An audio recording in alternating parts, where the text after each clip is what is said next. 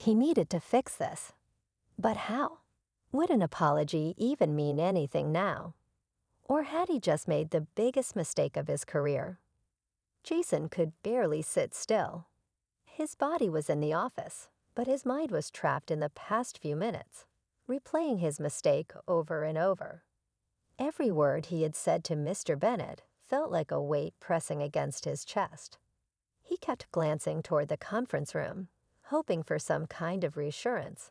Maybe a glance that said, asterisk, it's fine. No hard feelings, asterisk. But the doors stayed shut, and Jason was left drowning in his own regret. Meanwhile, the office had started buzzing. Employees who had overheard the exchange whispered to each other, their eyes darting between Jason's desk and the conference room. Some of them looked amused, others surprised. A few even looked nervous, as if Jason's fate might serve as a warning for what could happen if they ever made the same mistake. In the conference room, Mr. Bennet remained composed as he listened to the executives discuss quarterly numbers, upcoming strategies, and future goals. He nodded thoughtfully, asked questions, and made a few notes in a leather notebook beside him. But his mind wasn't entirely on the meeting. He had encountered men like Jason throughout his career, people who assumed, judged, and dismissed without a second thought.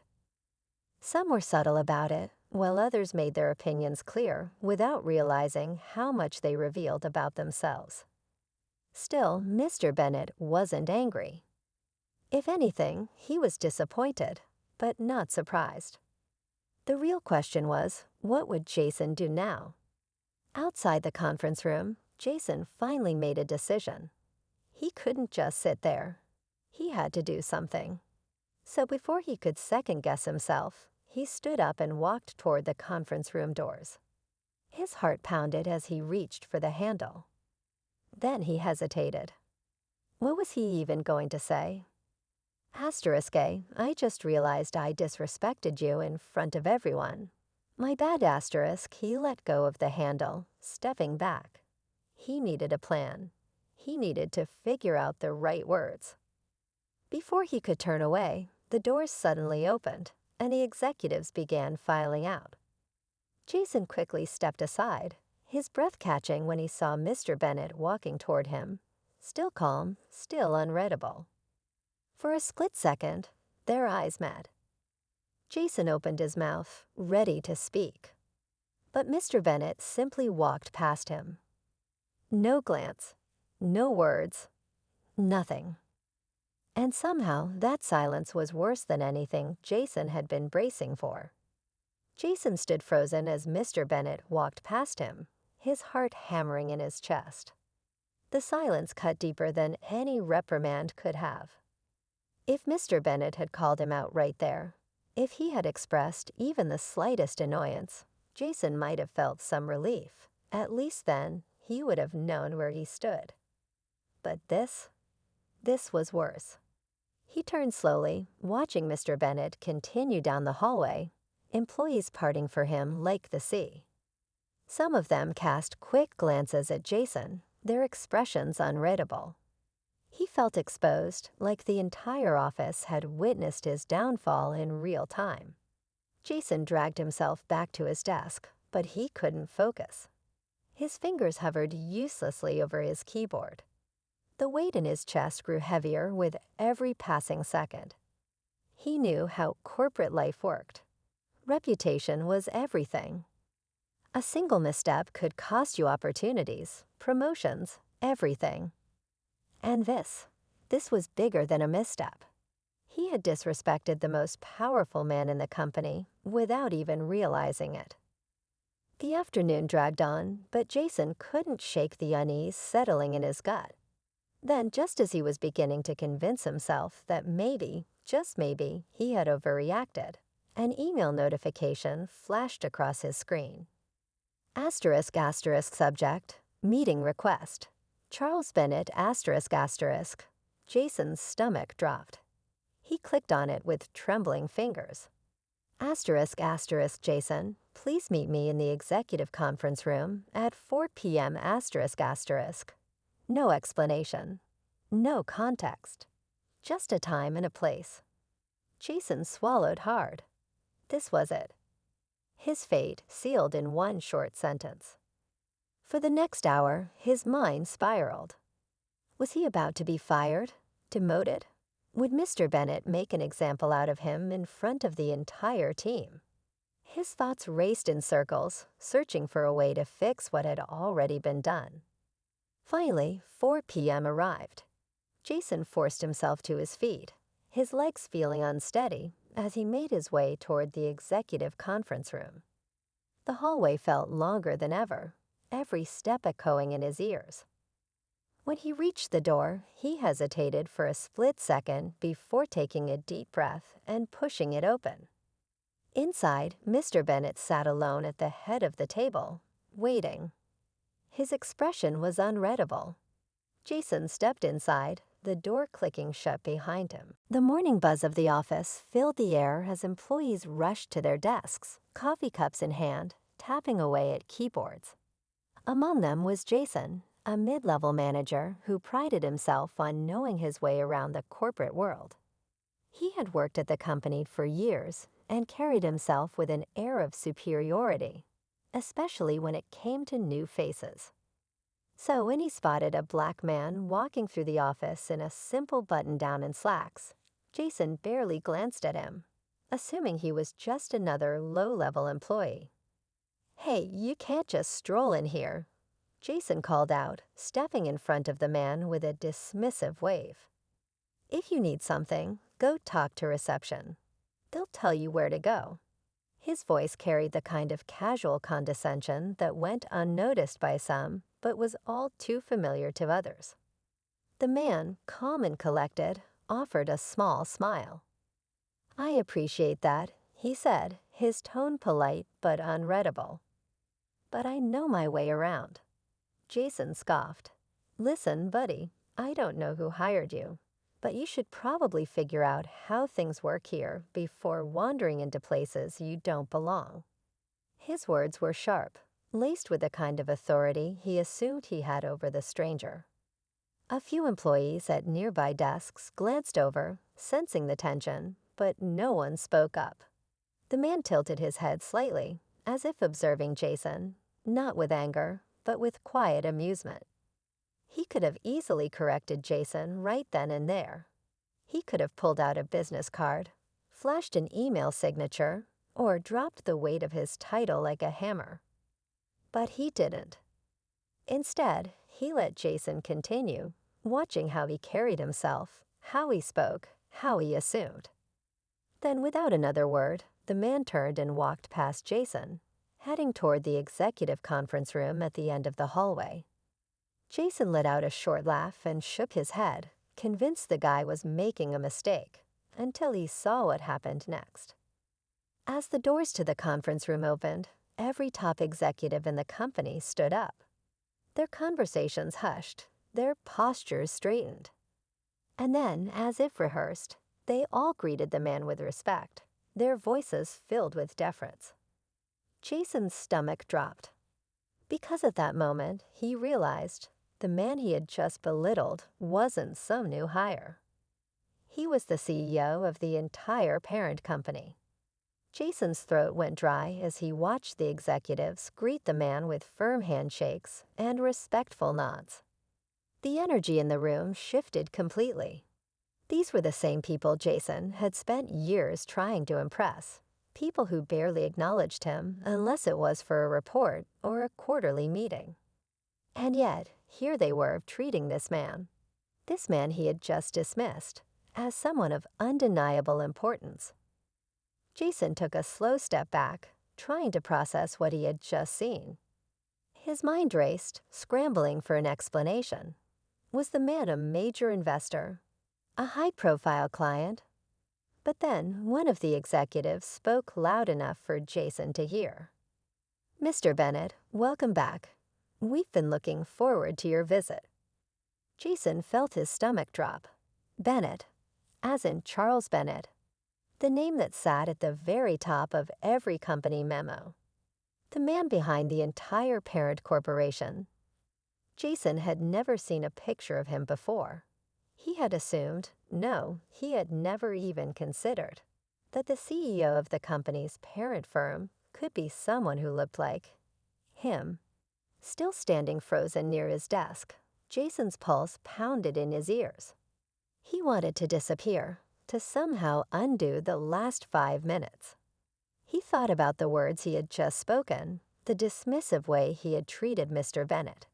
He knew there was no taking it back. Across the office, a few employees had caught on to the shift in atmosphere. Whispers spread quickly as people began to realize who the man in the conference room really was. Jason could feel the weight of their glances, some of them subtle, others not so much.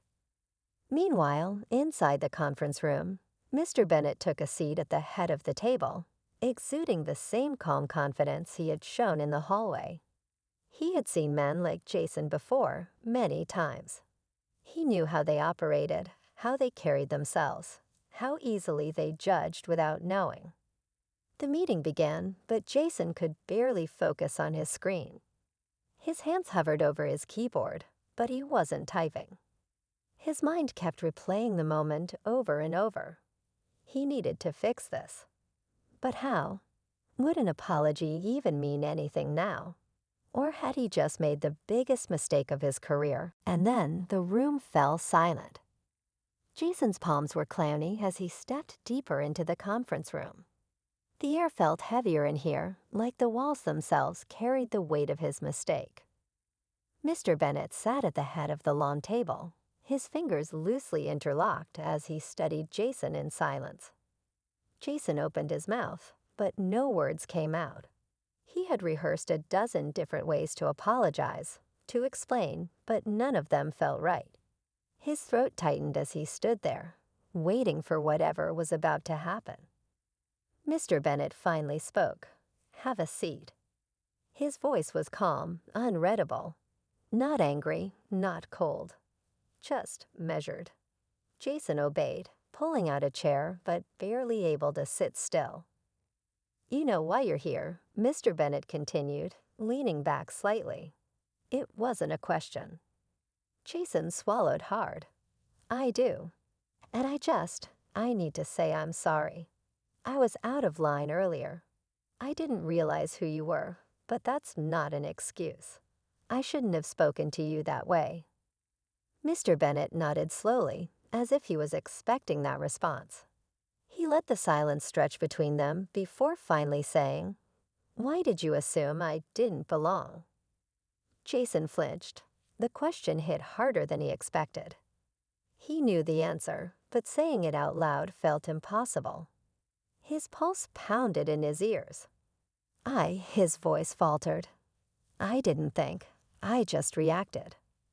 Mr. Bennett tilted his head slightly, watching him. "You did think. You made a judgment." Jason's stomach twisted. He wanted to deny it, to insist it wasn't that deep. But he knew better. There was no easy way out of this. Mr. Bennett sighed, shaking his head slightly. "You've worked here how long?" 5 years. 6, Jason corrected automatically. 6 years. Mr. Bennett let that sink in. "And in 6 years, you've built a reputation for being confident, hardworking." His gaze sharpened, "but also for making assumptions about the people around you." Jason felt his face heat. His gut reaction was to defend himself, but he bit his tongue. What could he say? Then Mr. Bennett leaned forward. "I'm going to tell you something, and I need you to listen carefully." Jason tensed, bracing himself. "I was already watching you before today." Jason's breath caught. Whatever he thought this meeting was about, he had been wrong. This was something bigger, something deeper. And suddenly, Jason realized he might be in more trouble than he ever imagined. Jason felt the room closing in around him. His breath hitched as Mr. Bennett's words sank in. "Asterisk guy was already watching you before today." Asterisk. His pulse pounded in his ears. What did that mean? Was this some kind of setup? Had he already been on thin ice without even realizing it? Jason forced himself to meet Mr. Bennett's eyes. I don't understand. Mr. Bennett studied him for a long moment, then exhaled. I pay attention to the people who work for me. Not just the executives, not just the rising stars, everyone. And I've heard things about you, Jason. Good things, mostly. You work hard. You get results. But I've also heard how you carry yourself. How you treat people you think aren't on your level. Jason's stomach twisted. He knew exactly what Mr. Bennett meant. He had never thought of himself as unfair. But now, sitting here under this man's gaze, he couldn't deny the pattern. He had brushed people off before, dismissed them without a second thought. Never cruel, never blatant, just subtle, just enough to go unnoticed. Or so he thought. Mr. Bennett leaned forward slightly. The thing is, Jason, I don't believe in wasting talent. I could fire you. I could make an example out of you. And believe me, after what happened this morning, that was my first thought. Jason swallowed hard, gripping the arms of his chair. His entire career hung in the balance. But Mr. Bennett continued, his voice steady. I believe people can change, if they want to. Jason blinked. You're not firing me. That depends, Mr. Bennett said simply. I don't need employees who just do their jobs. I need leaders who understand the weight of their actions, who see the people around them, not just the titles. You made a mistake today, but the bigger mistake would be walking out of here without learning from it. Jason felt a strange mix of relief and shame wash over him. He had been so caught up in his own assumptions, his own version of how things worked, that he had never stopped to consider how others experienced the same space. Mr. Bennett stood, signaling the conversation was over. You'll get a second chance, Jason, but whether you deserve it, that's up to you. Jason nodded, standing as well. He had walked into this room expecting a punishment. Instead, he was leaving with something far more uncomfortable. A mirror held up to the kind of person he had become. And for the first time in a long time, he wasn't sure if he liked what he saw. Jason left the conference room feeling like the ground beneath him had shifted. He had walked in expecting the worst, a firing, a public reprimand, a career-ending moment. Instead, he had been given something far more unsettling, a choice. As he moved through the office, everything felt different. The same desks, the same people, the same routine. But now, Jason saw it all with fresh eyes. The way employees glanced at him, the way some quickly turned back to their work, the way others exchanged knowing looks. He had always prided himself on being respected in the office, but now he realized respect and fear could sometimes look the same. Back at his desk, he opened his inbox, his hands hovering over the keyboard. Work emails flooded the screen, but he couldn't focus on any of them. His mind kept replaying Mr. Bennett's words. Asterisk whether you deserve this second chance. That's up to you. Asterisk. The weight of that statement sat heavy on his shoulders. A second chance meant nothing if he didn't change. But what did change even look like? Was an apology enough? Did he just start treating people differently and hope they forgot the past? As he sat there, lost in thought, a quiet voice broke through. Rough meeting. Jason turned to see Lisa, one of the junior employees he rarely paid attention to. She stood near his desk, watching him carefully, as if deciding whether or not to say more. He nodded slowly. You could say that. She hesitated before speaking again. You know, people talk around here, and not just about the CEO visit. Her voice wasn't accusing, but it wasn't exactly forgiving either. If you really want a second chance, maybe start by listening. Jason exhaled, nodding. It was a simple suggestion, but he knew it wouldn't be easy. He had spent years building his career with a certain mindset, a certain way of seeing things. Undoing that would take more than one moment of self-awareness. It would take effort, time, and humility, something he hadn't exactly practiced before. As Lisa turned to leave, Jason stopped her. "Hey," he said, "would you have time to grab a coffee later? I think there's a lot I need to hear." She studied him for a moment, then gave a small nod. "Yeah, I think that's a good place to start." As Jason watched her walk away, he knew one thing for certain. Today had changed everything. But what happened next, that was entirely up to him.